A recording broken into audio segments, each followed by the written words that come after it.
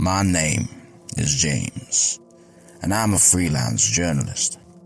I've always been drawn to mysteries, so when I heard about the strange occurrences surrounding an old, abandoned lighthouse on a remote island, I knew I had to investigate.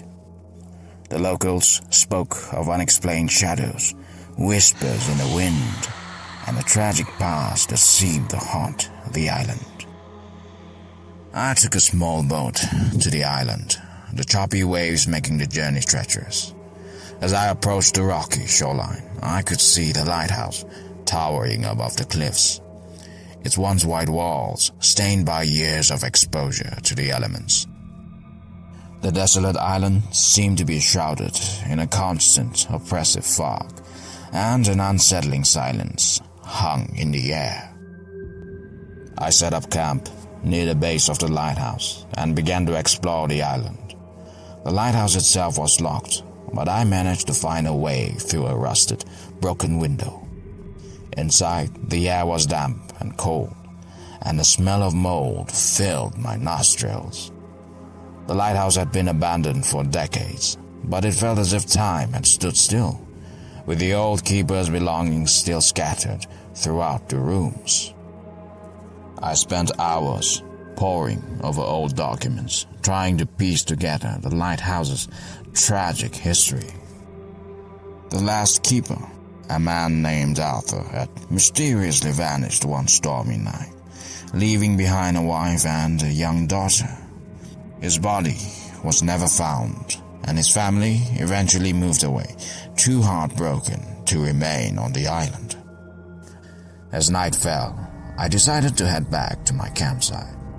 As I walked through the dark, foggy landscape, I began to notice strange shadows flickering at the edge of my vision. I tried to convince myself that it was just my imagination, but the eerie feeling that I was being watched grew stronger with each step. Suddenly, I heard a distant whisper, like a voice carried on the wind. It seemed to be calling my name, urging me to follow it. I hesitated, unsure if I should trust the ghostly voice, but my curiosity got the better of me. I followed the whispers, which led me deeper into the fog and towards the island's rocky shoreline. As I reached the water's edge, the whispers grew louder, and the shadows seemed to take on a more solid form. I squinted through the thick fog, trying to make out what was happening. It was then that I saw her. A ghostly figure in a tattered white dress, standing at the edge of the cliffs, her gaze fixed on the stormy sea below. The figure resembled Arthur's wife, who, according to the documents I found, had taken her own life after her husband's disappearance. The whispers intensified, and I could now hear her voice clearly, filled with sorrow and despair. She spoke of a terrible secret, one that had led to the death of her husband and the destruction of her family. I tried to approach her, but as I drew closer, the figure vanished into the fog, leaving behind only the echoes of a mournful voice. I searched the cliffs and the surrounding area for hours, but I found no trace of her, or any clue to the secret she had spoken of. I spent several more days on the island, but the ghostly figure never reappeared.